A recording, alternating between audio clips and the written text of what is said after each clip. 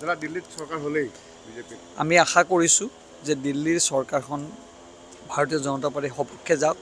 প্ৰধানমন্ত্ৰী মোদী ডাঙৰীয়া, মুখ্যমন্ত্ৰী আমাৰ ডক্টৰ হিমন্ত বিশ্ব শৰ্মা ডাঙৰীয়া, অমিত শ্বাহ ডাঙৰীয়া, জে.পি. নাড্ডা ডাঙৰীয়া আৰু আমাৰ টিম বিজেপিৰ সহযোগত আম জনতাই বিজেপিক বুজি পালে আৰু সৰ্বশেষত আমি দিল্লী ২৭ বছৰৰ পিছত আমি দখল কৰিবলৈ সক্ষম হ'ম যেন লাগিছে। আৰু আমি আশা কৰিছোঁ যাতে দিল্লীৰ হৃদয় যি ধৰণে মানুহে একচেপ্ট কৰিছে ২৭ বছৰৰ পিছত যাতে সেইটো বাস্তৱলৈ আমি ৰূপায়ণ কৰিব পাৰোঁ।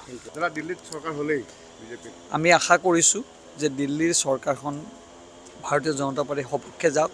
প্ৰধানমন্ত্ৰী মোদী ডাঙৰীয়া, মুখ্যমন্ত্ৰী আমাৰ ডক্টৰ হিমন্ত বিশ্ব শৰ্মা ডাঙৰীয়া, অমিত শ্বাহ ডাঙৰীয়া, জে.পি. নাড্ডা ডাঙৰীয়া আৰু আমাৰ টিম বিজেপিৰ সহযোগত আম জনতাই বিজেপিক বুজি পালে আৰু সৰ্বশেষত আমি দিল্লী ২৭ বছৰৰ পিছত আমি দখল কৰিবলৈ সক্ষম হ'ম যেন লাগিছে। আৰু আমি আশা কৰিছোঁ যাতে দিল্লীৰ হৃদয় যি ধৰণে মানুহে একচেপ্ট কৰিছে ২৭ বছৰৰ পিছত যাতে সেইটো বাস্তৱলৈ আমি ৰূপায়ণ কৰিব পাৰোঁ।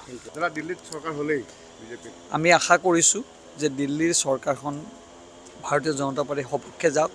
প্ৰধানমন্ত্ৰী মোদী ডাঙৰীয়া, মুখ্যমন্ত্ৰী আমাৰ ডক্টৰ হিমন্ত বিশ্ব শৰ্মা ডাঙৰীয়া, অমিত শ্বাহ ডাঙৰীয়া, জে.পি. নাড্ডা ডাঙৰীয়া আৰু আমাৰ টিম বিজেপিৰ সহযোগত আম জনতাই বিজেপিক বুজি পালে আৰু সৰ্বশেষত আমি দিল্লী ২৭ বছৰৰ পিছত আমি দখল কৰিবলৈ সক্ষম হ'ম যেন লাগিছে। আৰু আমি আশা কৰিছোঁ যাতে দিল্লীৰ হৃদয় যি ধৰণে মানুহে একচেপ্ট কৰিছে ২৭ বছৰৰ পিছত যাতে সেইটো বাস্তৱলৈ আমি ৰূপায়ণ কৰিব পাৰোঁ। আপুনি বিচৰা বাতৰি পাব কেৱল নিউজ 18 এপত। নিউজ 18 এপ ডাউনলোড কৰিবলৈ স্কেন কৰক এই QR কোড। গুগল প্লে ষ্টৰতো পাব এই নিউজ 18 এপ।